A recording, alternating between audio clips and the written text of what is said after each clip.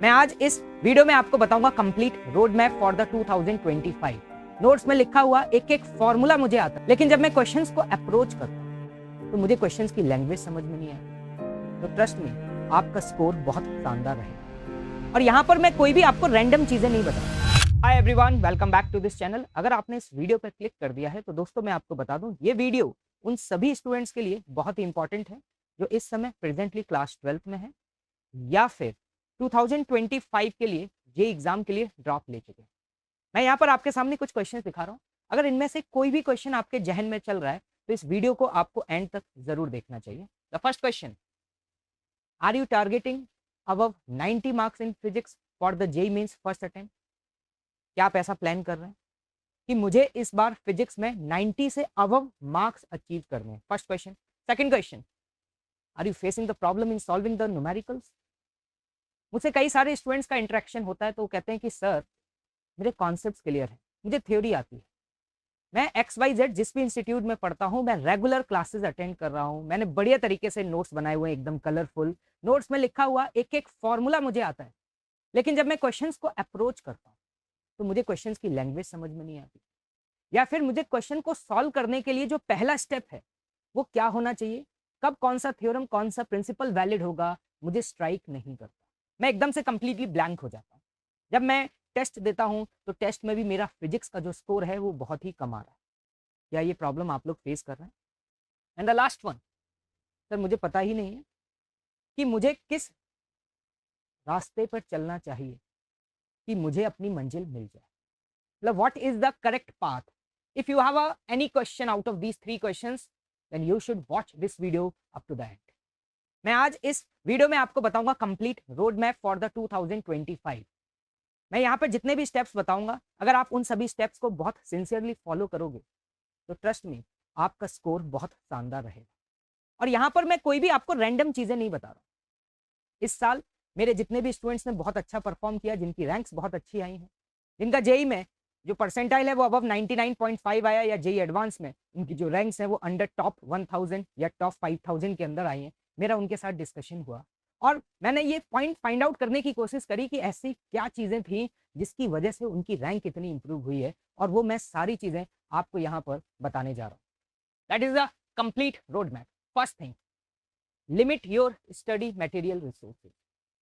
सबसे पहले ये डिसाइड करिए कि आपको किस किस स्टडी मटेरियल को सॉल्व करना है। आप में से कई सारे स्टूडेंट्स किसी ऑफलाइन क्लास में पढ़ते होंगे, कुछ स्टूडेंट्स ऑनलाइन क्लासेस में पढ़ते होंगे। तो आप जिस भी इंस्टीट्यूट में पढ़ रहे हैं, पहले तो उसके स्टडी मटेरियल पर कंप्लीटली ट्रस्ट करिए और उस स्टडी मटेरियल के एक एक क्वेश्चन को तमीज से लगाइए और उस स्टडी मटेरियल को दोस्तों 2 से 3 बार सॉल्व करिए। ये सबसे ज्यादा इंपॉर्टेंट है। मैं देखता हूं कि आजकल स्टूडेंट कुछ फेमस ऑथर्स की बुक खरीद लेते हैं, 3-4 टेस्ट सीरीज ज्वाइन कर लेते हैं, ठीक है, 4-5 अलग अलग कोचिंग इंस्टीट्यूट्स का स्टडी मटेरियल रख लेंगे अपने पास। करोगे क्या? क्या चाहत है तुम्हारी? एग्जाम क्रैक करना है या पीएचडी करनी है आपको फिजिक्स में? क्रैक करना है ना। तो क्रैक करने के लिए सारी चीजें आपके पास होना जरूरी नहीं है। पॉइंट यह है कि आप जिस भी इंस्टीट्यूट में पढ़ रहे हैं उस पर आपने कंप्लीटली ट्रस्ट किया है, तभी आप उस इंस्टीट्यूट में पढ़ रहे हैं। तो उसके स्टडी मटेरियल के एक एक क्वेश्चन को टिप्स पे लेकर के आओ। और दोस्तों, टिप्स पे क्वेश्चन कभी भी एक बार अटेम्प्ट करके नहीं आता। जो क्वेश्चंस आपसे फर्स्ट अटेम्प्ट में नहीं होते उन्हें आप री अटेम्प्ट करिए, और एक एक क्वेश्चन ऐसे आपसे टिप्स पे होना चाहिए कि कल अगर आपसे कोई पूछ ले कि मॉड्यूल की एक्सरसाइज ओ का क्वेश्चन नंबर 25 का सॉल्यूशन बताइए, तो आप क्वेश्चन पढ़ के फटाक से सॉल्यूशन बता पाए। तो सबसे पहले अपने रिसोर्सेज को ना बहुत लिमिटेड करिए। 10 किताबें खरीदने से कुछ नहीं होगा। एक किताब है क्वेश्चन सॉल्विंग की, उसके एक एक क्वेश्चन को अच्छे से करिए। It will help you to secure the top rank. ये वो एक्सपीरियंसेस बता रहा हूं जो मेरे साथ मेरे स्टूडेंट्स ने शेयर किए हैं कि सर हमने तो अपने कोचिंग मटेरियल को बहुत अच्छे से सॉल्व किया, हमने अपने मॉड्यूल्स को बहुत अच्छे से लगाया, उसके सॉल्व एग्जांपल्स को लगाया, मॉड्यूल में जो थ्योरी दी गई थी उसको पढ़ा, आपके क्लास नोट्स को बहुत अच्छे से कवर अप किया। ये हमने बहुत अच्छे से किया और 2 से 3 बार अटेम्प्ट किया। This is the first thing. Second, syllabus completion. इस समय सबसे ज्यादा इंपॉर्टेंट ये है कि you have to complete your syllabus if you are targeting above 90 marks in physics. क्योंकि आप सभी को पता है कि जेईई मेंस में फिजिक्स का पेपर जिस लेवल का आ रहा है, जिसमें डायरेक्ट फॉर्मूला बेस्ड क्वेश्चंस आ रहे हैं, जहां पे स्पीड और एक्यूरेसी ज्यादा मैटर करती है, तो वहां पर आप किसी भी एक पर्टिकुलर चैप्टर को छोड़ करके नहीं जा सकते। You can't take the risk. और आपको पता है कि कट ऑफ्स कितने हाई जा रहे हैं। इवन मेरे कई सारे ऐसे स्टूडेंट्स हैं जिनके फिजिक्स में इवन अबव 75 या 80 मार्क्स आए, स्टिल उनका फिजिक्स में 99 परसेंटाइल नहीं था। बिकॉज रीजन, पेपर इजी है, कट ऑफ्स बहुत हाई जा रहे हैं। तो आप यहां पर ये नहीं कह सकते कि सर कौन कौन से चैप्टर इंपॉर्टेंट हैं या सर कौन कौन से चैप्टर मैं छोड़ करके जा सकता हूं। You have to complete each and every chapter. आपको बहुत ज्यादा डिटेल में नहीं जाना, कॉन्सेप्ट को बहुत डीप डाइव नहीं करना है, तो एटलीस्ट आपको उस चैप्टर के बेसिक फंडामेंटल्स पता होने चाहिए। और आपने लास्ट 3 to 4 ईयर्स के जेईई मेंस के पीवाईक्यू सॉल्व करना बहुत ही इंपॉर्टेंट। तो आप अपना टारगेट बनाइए कि आपको अपना सिलेबस कंप्लीट करना है टिल दिवाली। अगर आप 12th क्लास के स्टूडेंट हैं तो डेफिनेटली आपको दिवाली तक कवर करना है। अगर आपने ड्रॉप लिया है तो मैं आपको रिकमेंड करूंगा कि at least 80% syllabus you have to complete the till Diwali. मतलब at least mechanics, electromagnetism, optics, modern physics, ये वो सेक्शंस हैं, थर्मल फिजिक्स, ये वो सेक्शंस हैं जो आपको कवर करना है। मतलब अगर आप ड्रॉप ले रहे हैं तो आप ये टारगेट बनाइए कि भैया कम से कम 80 से 90% सिलेबस मुझे कंप्लीट करना है दिवाली से पहले, तभी आप उस फिगर को अचीव कर पाएंगे। इतना आसान नहीं है उस फिगर को अचीव करना। लोग हमेशा कहते रहते हैं पेपर बहुत ही आसान आ रहा है, फिजिक्स का पेपर तो इवन बोर्ड एग्जाम से भी आसान आया था। बेटा आसान या टफ इंपॉर्टेंट नहीं है, क्या आप उसमें रिलेटिवली लोगों से अच्छा परफॉर्म कर पा रहे हैं या नहीं, ये इंपॉर्टेंट है। तो यहां पर आप किसी भी एक चैप्टर की बलि नहीं चढ़ा सकते, याद रखिएगा इस बात को। नेक्स्ट, थर्ड पॉइंट, एनसीईआरटी बहुत इंपॉर्टेंट है। लास्ट 3 to 4 ईयर्स के जब मैं पैटर्न को देखने की कोशिश कर रहा हूं तो दोस्तों मैं ऑब्जर्व कर रहा हूं कि फिजिक्स में ऑलमोस्ट हर अटेम्प्ट में 3 to 4 question direct theoretical question आ रहे हैं, इंफॉर्मेशन बेस्ड क्वेश्चन आ रहे हैं, और उसके लिए you have to follow the NCERT.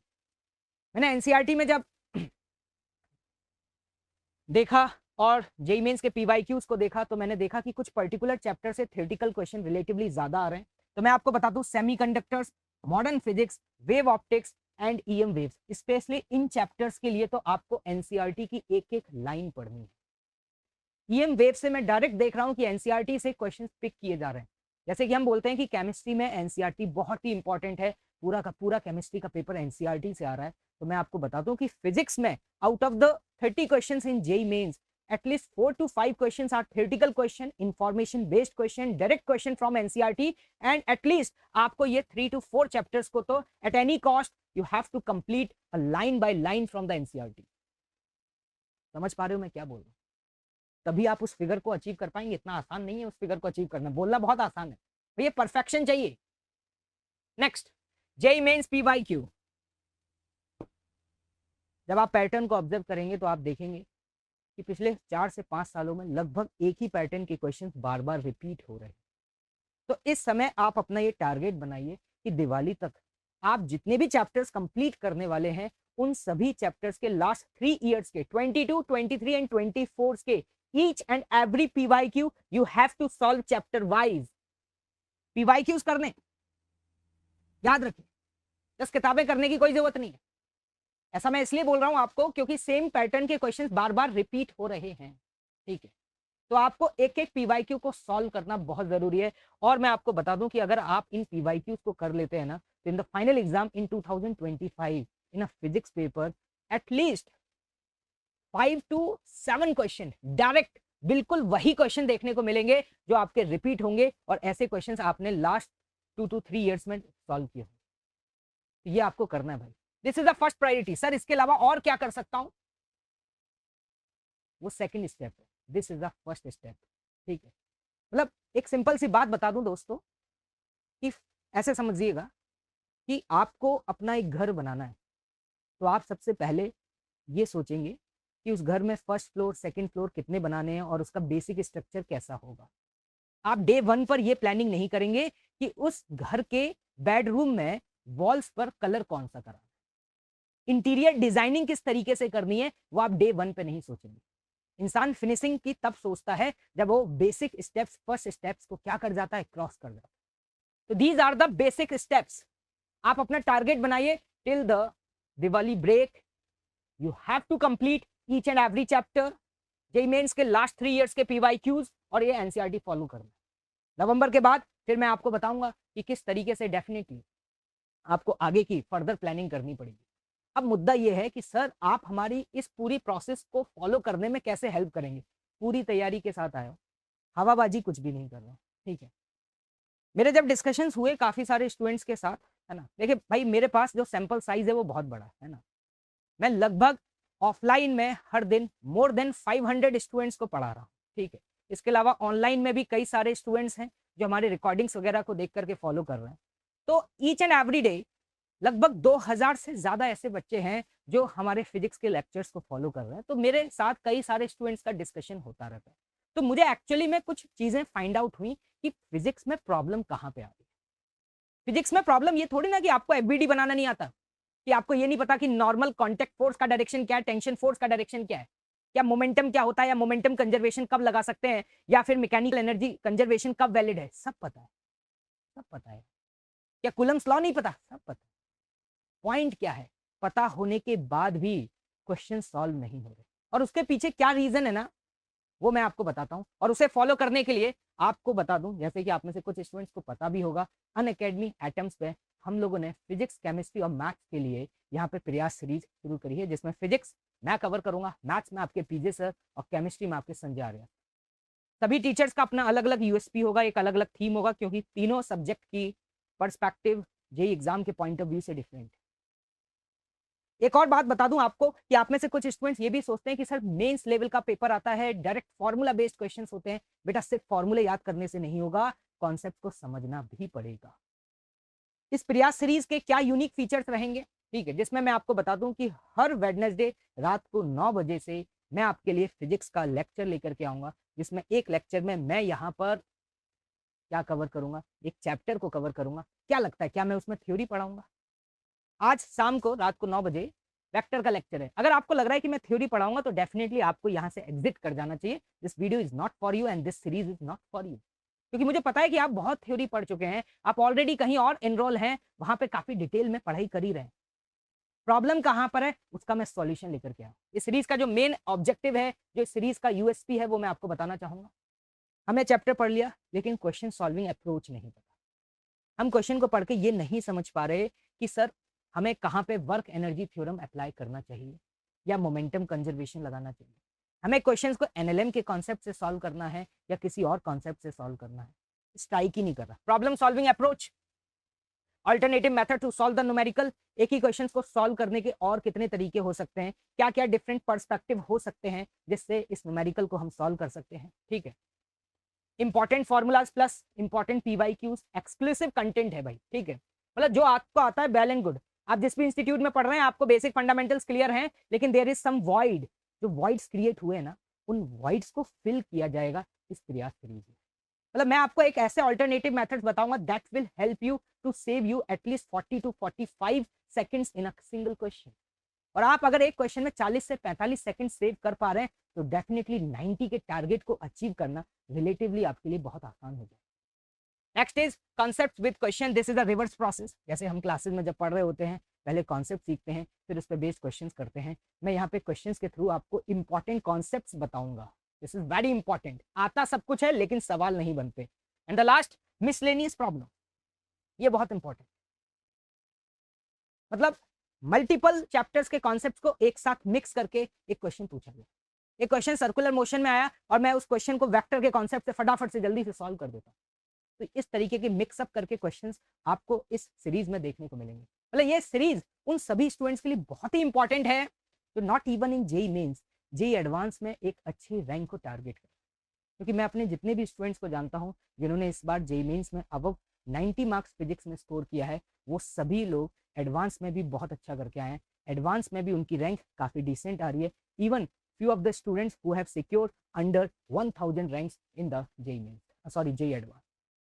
तो आप ये मत सोचिए कि यार यहाँ पे तो सिर्फ मेंस का कंटेंट होगा, ना मेंस ना एडवांस। यहाँ पर एक ऐसा कंटेंट होगा that will help you to build your concept in physics, that will help you to gain your confidence, that will help you to solve the numericals with one of the best method. I hope मेरी सारी चीजें आपको समझ आ गई होंगी। और साथ ही साथ मैं आपको एक और इंपॉर्टेंट इन्फो दे देता हूँ कि if any of your friend या रिलेटिव या आप में से कोई भी अगर वो प्लान कर रहा है ऑफलाइन सेंटर्स ज्वाइन करने का, तो अनअकैडमी के मल्टीपल ऑफलाइन सेंटर्स हैं जहाँ पे जो नए बैचेज हैं वो 1 जुलाई से लॉन्च हो रहे हैं, डेफिनेटली वो उन बैचेज को ज्वाइन कर सकते हैं।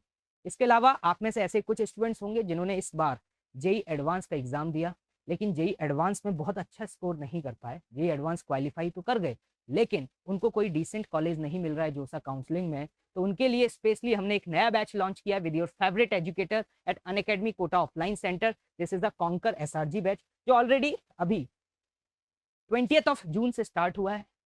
अगर आप में से कोई भी स्टूडेंट या आपका कोई रिलेटिव इंटरेस्टेड है, जेई एडवांस क्वालिफाइड है और वो इस बैच को ज्वाइन करना चाहता है, वो अपनी प्रिपरेशन में वन मोर स्टेप ऐड करना चाहता है, तो मैं आपको कहूंगा कि आप कॉन्कर एसआरजी बैच को ज्वाइन कर सकते हैं। ठीक है।